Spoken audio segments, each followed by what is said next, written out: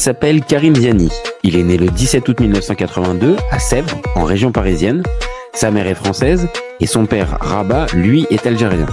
Passionné de ballon rond, il va vite transmettre le virus à son fils. Fan de l'USMA Alger, ou l'USMA, le papa ne peut pas empêcher le fiston d'avoir une affection particulière pour la JS Kabylie. Karim Ziani dira plus tard « J'ai grandi avec tous les titres continentaux de la JSK et l'atmosphère incroyable générée par ses supporters. » Un premier signe de l'attachement pour le football algérien, et également un lien très fort avec son père. Durant toute sa carrière, Rabat fera office de repère stable, de guide, de conseil, de protecteur. Mais à l'âge de 10 ans, la vie de Karim Ziani va basculer. Il vient de fêter son anniversaire en Algérie, il doit revenir en France. Il est à l'aéroport avec sa sœur Karima, son grand-père douanier doit les accompagner jusqu'à l'entrée de l'avion. Mais ce 26 août 1992, un attentat a lieu dans l'aéroport Ouari Boumediene. Karim Ziani raconte « On était avec ma sœur et mon grand-père quand tout d'un coup, tout s'est effondré. Mon grand-père nous a protégés et quand on s'est relevé, c'était la fin du monde. À partir de ce jour-là, je ne suis pas retourné en Algérie pendant très longtemps.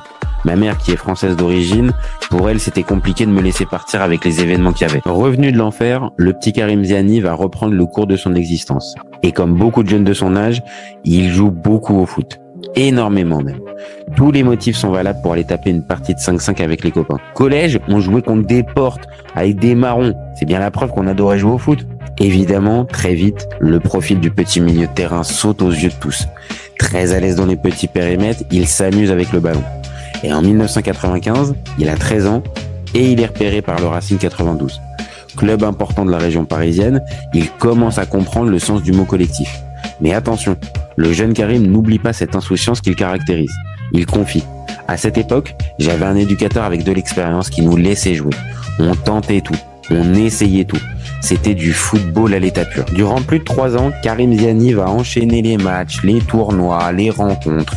Et son père Rabat, il est toujours là pour le soutenir. Karim le rappelle. Mon père n'a jamais loupé un seul de mes matchs. Qu'il pleuve, qu'il neige, il était toujours là. Il dormait même dans la voiture s'il fallait. Même pour mes coéquipiers, il était toujours un soutien. Fort de ce soutien indéfectible, le petit milieu de terrain est porté par une vague positive qui va finir par payer. Et sans surprise, il va attirer l'œil des recruteurs des clubs pro. C'est 3 qui va sortir du lot. Le club vient de monter en Ligue 1, c'est une excellente perspective pour le Sévrien de naissance. Mais attention, on le sait, l'arrivée au centre de formation est une étape particulière dans la vie d'un jeune de 16 ans. Le football avec les potes, les 5-5, les dribbles à foison, c'est fini tout ça. Place au cadre collectif et surtout l'individuel au service du collectif. Pas simple pour Karim Ziani, il se rappelle. Quand tu arrives au centre de formation, tu vois tout de suite que c'est structuré. Tes qualités vont au service des autres, du collectif. Ça devient plus un travail. Tu perds un peu de passion, mais cette passion, limite enfantine, revient plus tard. Durant près de 2 ans, Karim Ziani va progressivement se rapprocher de l'équipe A. À cette époque, le coach de 3, c'est Alain Perrin. Un gars un peu particulier, capable de tirer le maximum de ses joueurs, mais avec des méthodes un peu limites.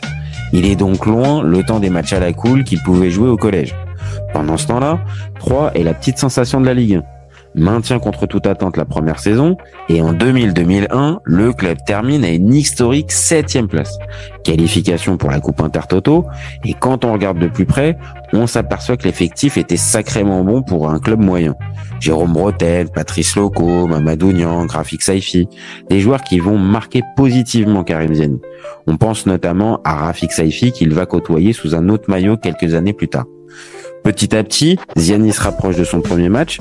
Il voit de loin le match face à Leeds en finale de Coupe Intertoto. Ce n'est que pendant le mois de décembre qu'il va avoir sa chance. Le 8 plus précisément pour un déplacement à Bastia. Il rentre à la 72e à la place de David Hamed. Une semaine plus tard, face à Nice en 32e de finale de Coupe de France, il rentre à l'heure de jeu et il participe à la qualification des siens 2-0. Malheureusement, le club se fera sortir au tour suivant face à Strasbourg et en championnat, 3 passe toute la deuxième partie de saison à la 7e place. En fin de saison, Alain Perrin quitte le club pour filer à l'OM. Il part avec Fabio Celestini. Mamadou Niang, lui, est prêté à Metz. Patrice Loco va à Lorient. Jérôme Bretel était déjà parti à Monaco au mercato d'hiver. Devant cette saignée, Karim Ziani fait figure de joueur important, mais ça va être bien plus compliqué que ça. Encore qualifié en Intertoto, le club élimine successivement les Nord-Irlandais de Coleraine, les Hollandais du NAC Breda et Villarreal en demi-finale. Ils sont qualifiés pour la finale face à Malaga, mais ils vont jamais jouer cette finale. La faute à l'entrée de David Verrel en demi-finale. Le frère de la légende Tony Verrel, à Nuklong pour les intimes, n'était pas qualifié pour jouer le match car il venait tout juste d'être transféré. Un coup du sort qui va traumatiser le club. Scotché dans les bas-fonds du classement, le coach Jackie Bonnevay fait peu jouer le milieu de terrain. Il faut attendre un match au Vélodrome face à son ancien entraîneur Alain Perrin à la fin novembre pour voir la première titularisation de Karim Ziani. Si ce jour-là, les Troyens obtiennent un bon 0-0 au Vélodrome, ça ne les aide pas beaucoup au classement. Jackie Bonnevay est remplacé par Serge Romano, puis par Farouk Hadjibedzic. Ça change pas grand-chose au sort du club. Par contre, Karim Ziani enchaîne les titularisations. Ok, l'équipe tourne pas, il ne stade pas, mais il prend de l'expérience. Cependant, la relégation est inévitable pour Troyes, un beau gâchis pour un club qui était tout près d'être européen en début de saison. Malgré cet échec, Karim Ziani va connaître sa première grande satisfaction sportive. Il est appelé pour rejoindre la sélection d'Algérie pour un match international en 2003 face à la Belgique. Le sélectionneur de l'époque, George Dickens, apprécie le profil vif et technique du numéro 15. Si sa première apparition se solde par une défaite 3-1, il va revenir quelques semaines plus tard face à Madagascar. Passeur décisif, il se fait remarquer et ça va payer par la suite, mais le plus important est ailleurs, le sentiment d'appartenance. Il confie « Quand j'entends l'hymne national, mon corps frémit et je ressens un sentiment d'appartenance à ce pays bien aimé. Une vraie histoire de cœur. » Et pourtant, beaucoup de gens dans son entourage lui ont conseillé de ne pas rejoindre la sélection algérienne. Mais dans son esprit, c'était clair, il n'y avait pas de choix à faire, la décision était prise, il était algérien à 100%. Pour Karim Ziani, la Ligue 2, c'est une régression sportive, on va pas se le cacher. Mais c'est surtout l'occasion de jouer avec continuité dans un club qu'il connaît, avec un coach qu'il connaît et un effectif qu'il connaît. Et puis Troyes va remonter immédiatement en Ligue 1. C'est un bon compromis sur le papier. Ouais, sur le papier seulement. Malgré un bon début de saison, Troyes va faire une saison anonyme en Ligue 2. Tantôt blessé, tantôt pas dans le 11 de départ, tantôt écarté, Ziani se relance pas du tout. Mais alors pas du tout. Le pari qui devait le remettre en selle s'avère être un échec énorme. Seul éclairci durant cette saison, Karim Ziani va disputer la CAN 2004 en Tunisie. À cette époque, l'Algérie n'est pas favorite dans le groupe du Cameroun, de l'Égypte et du Zimbabwe. Aux côtés de Karim Ziani, on retrouve des joueurs comme Antar Yahya, Yazid Mansouri, Abdelmalek Cherad, Nassim Akrou ou encore la légende Djamel Belmadi. Pour le premier match, l'Algérie va tenir le choc face au Cameroun. 1 partout. Karim Ziani se rappelle. Ce Cameroun-là, c'était quelque chose. Jérémy, Eto'o, Mboma, Song, ils avaient leur maillot sans manches. Les gars, c'était des monstres. Jérémy, sur le terrain, il faisait peur. Moi, j'étais tout jeune. Les gars en face, ça joue au Real, à Chelsea. Rassurés sur leur niveau, les Algériens vont enchaîner par une victoire 2-1 face à l'Égypte. Ziani est titulaire à chaque match. Il est bon. Mais au troisième match, l'Algérie loupe la première place du groupe en perdant 2-1 face au Zimbabwe. Qualifiés en revanche pour les quarts de finale, les Algériens jouent le Maroc. Un match toujours délicat entre deux nations rivales. Au Maroc en 2004, il y a de très bons joueurs. Nourdine Naïbet, Abdeslam Ouadou, Moussine Karja, Marwan Chamak, Youssouf Hadji. Et sans surprise, la rencontre est tendue. Les deux équipes ne se livrent pas beaucoup. Mis sur le banc, Karim Ziani voit ses coéquipiers buter face à la défense marocaine. À la 72e minute de jeu, il remplace Djamel Belmadi. Et à la 84e minute, Abdelmalek Cherad inscrit le but du 1-0. À 6 minutes de la fin, l'Algérie tient son exploit. Malheureusement, Marwan Chamak égalise à la 90e minute. Un coup sur la tête qui va être fatal car en prolongation, Youssouf Hadji et Jawad Zaïri inscrivent 2 buts. Le Maroc s'impose 3-1 et file en demi-finale. Pour l'Algérie, le bilan est très positif en dépit du scénario frustrant de ce quart de finale. Karim Ziani se remémore. On avait créé la surprise, mais on s'était dit qu'on aurait quand même pu faire mieux. Polyvalent et fiable, Karim Ziani doit néanmoins prendre plus d'épaisseur. Après cette parenthèse positive, le retour à 3 est compliqué car les finances sont au plus mal. 11e en fin d'exercice, le club doit vendre ses meilleurs joueurs pour limiter les pertes financières. Karim Ziani fait partie des joueurs ciblés. Des contacts en Serie A, à Sienne, font réfléchir le garçon. Il a bientôt 22 ans, quasiment 70 matchs en pro, dont une trentaine en Ligue 1. Il est international algérien, mais est-ce qu'il est mûr pour un départ à l'étranger? En fin de mercato, il va prendre ses valises et part en prêt à Lorient en Ligue 2. L'équipe de Christian Gourcuff, qui cherche à remonter en Ligue 1, c'est aussi une belle opportunité. Mais c'est moins sexy sur le papier que la Serie A des années 2000. Et pour Karim Ziani, cela va être une chance. Il confie. À un moment donné, à 3, je suis passé à 2 doigts de faire n'importe quoi dans le foot. J'étais moins performant, et puis je me suis repris en main. Et c'est aussi grâce à Lorient. On le comprend rapidement, le passage chez les Merlus lorientais va être un déclic pour le milieu de terrain. Le jeu pratiqué est plaisant pour les joueurs, il y a de la qualité dans l'effectif pour un club de Ligue 2 de l'époque. Baki Koné, André Pergignac, Stéphane Pedron, Karl Medjani, Jérémy Morel. Et puis cette fois, Ziani est dans une équipe qui tient la route. Pas comme à 3 les 2 dernières saisons. S'il va mettre quelques semaines à prendre ses marques, il va monter aux puissances au fil des mois. La première saison, il va jouer 24 matchs, tous titulaires. Et la saison 2005-2006 va être une masterclass signée Ziani. Leader technique, il est le dépositaire du jeu Madine Gourcuff. S'il porte le numéro 6 sur le terrain, il est le numéro 10. Il retrouve un peu de liberté et beaucoup de confiance.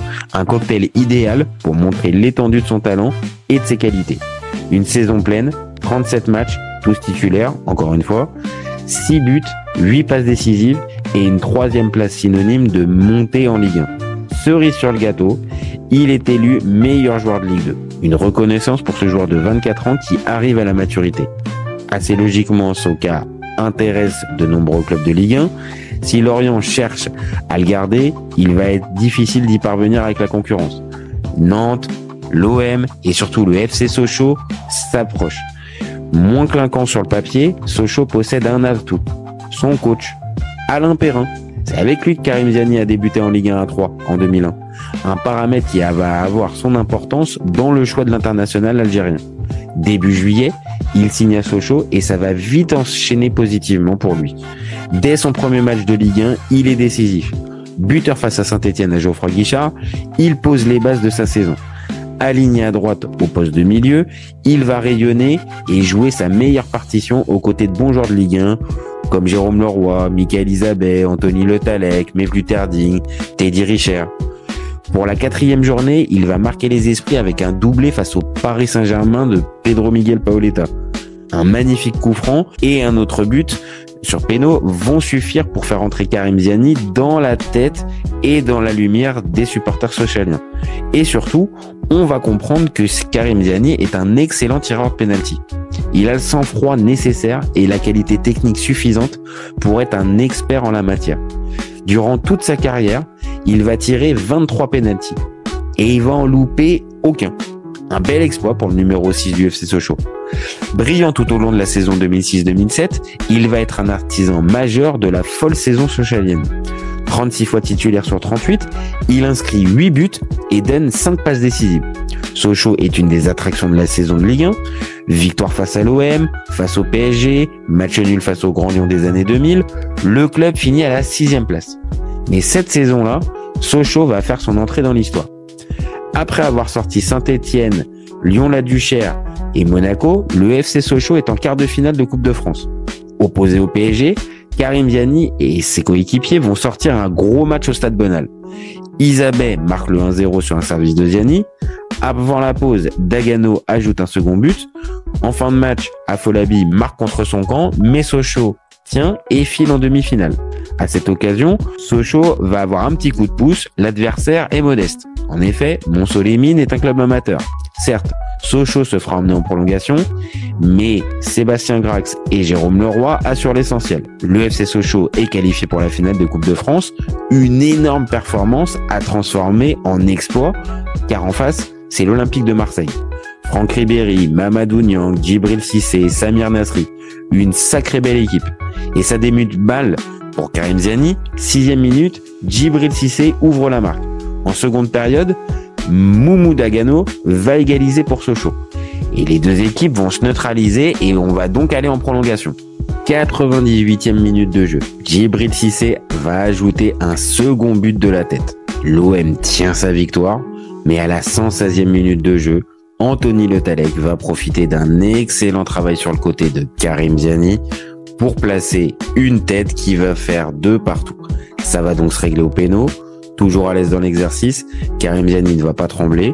Il est le premier tireur de la série et sans surprise, il réussit son essai. Maolida va manquer sa tentative pour l'OM, alors que Jérémy Bréchet va limiter lors du 5e tir. Ça devient irrespirable.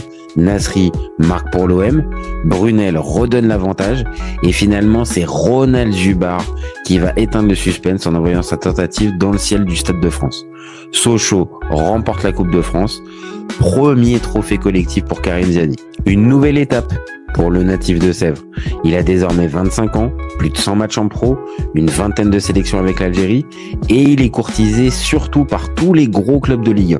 Mais dans son esprit, tout va s'accélérer quand l'OM va intensifier son pressing. Malgré le refus initial de son président Jean-Claude Plessis, il va rejoindre l'Olympique de Marseille à la fin juin. Le challenge marseillais, la possibilité de jouer la Champions League et surtout se mesurer au très haut niveau vont finir de séduire Karim Ziani. Cependant, un international algérien à l'OM, ça signifie une grosse pression. Je suis très heureux de pouvoir rejoindre ce grand club et que j'espère qu'on fera tout pour répondre à leurs attentes.